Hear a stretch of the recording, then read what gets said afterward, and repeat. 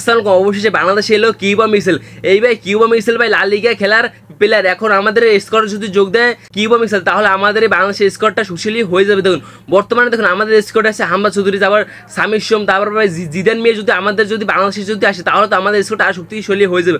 অপরদিকে দেখুন ফাহমুদুল ইসলাম ভাই ইতিমধ্যে দারুণ খেলেছে ভুটানের বিপক্ষে। এখন আমাদের দেখুন সিঙ্গাপুরের বিপক্ষে যদি আমরা যদি ম্যাচে যদি জিততে পারি তাহলে আমরা এশিয়া কাপের অনেকটা এগিয়ে যাবো। অপরদিকে দেখুন হামজা চৌধুরীকে নিয়ে অনেক বড় স্বপ্ন দেখছে বাংলাদেশের ফুটবলের প্রেমীরা। দেখুন বাংলাদেশের ভাই ইতিহাসে ফুটবলের ইতিহাসে ভাই হামজার জন্য আমরা অনেক দূরটা এগিয়ে গেছি। বর্তমানে দেখুন আমাদের এই স্কোরটা দেখি সবাই ভয় পাচ্ছে। অপরদিকে দেখুন ইন্ডিয়া এখন র্যাঙ্কিং থেকে অনেকটা পিছিয়ে গেছে আর আমরা অনেকটা এগিয়ে গেছি। দেখুন ফাহমুদুল ইসলাম ভাই বাংলাদেশের ভাই চলে এসেছে, তিনি ভাই ভুটানের বিপক্ষে ম্যাচ খেলছে। এখন দেখুন সামির সোমের ভাই এখন পালা, তিনি ভাই সিঙ্গাপুরের বিপক্ষে খেলতে নামে।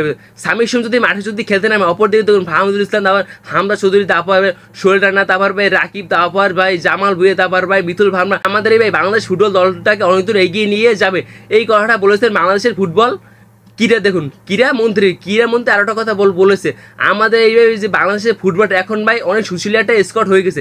এই শক্তিশালী স্কোয়াড দেখে সবাই ভয় পাচ্ছে। এখন দেখুন হামজাকে ভাই অধিনায়কের দায়িত্ব দিতে হবে, অপরদিকে এখন জামাল ভুঁইয়াকে অধিনায়ক থেকে সরিয়ে দিতে হবে। অপরদিকে দেখুন লা লিগার খেলা প্লেয়ার কিউবা মিসেল, তিনি ভাই জানেন কোন জায়গা কোন ভাবে খেলতে হয়। এখন দেখুন আমাদের স্কোরটা অনেক শক্তিশালী হয়ে গেছে ইতিমধ্যে। এখন দেখুন আমাদের এখন স্বপ্ন হচ্ছে আমরা বড় বড় লিগে খেলবো, তারপর আমরা বড় বড় প্লেয়ারদের সাথে খেলবো, বড় বড় টিমের বিপক্ষে খেলবো, তাহলে আমরা ভাই বিশ্বকাপে চান্স পাবো। এছাড়া আমরা বিশ্বকাপে কোনো সময় চান্স পাবো না। আমাদের এখন দেখুন আমাদের র্যাঙ্কিংটা এগিয়ে নিয়ে যেতে হবে, তাহলে আমরা বিশ্বকাপে খেলতে পারবো। এছাড়া আমরা কখনো বিশ্বকাপে খেলতে পারবো না। হামজা ইতিমধ্যেই বলেছে আমি ফুটবল দলটাকে অনেক দূর এগিয়ে নিয়ে যাবো, আমি যতদিন এই দলটার সাথে খেলতে পারি।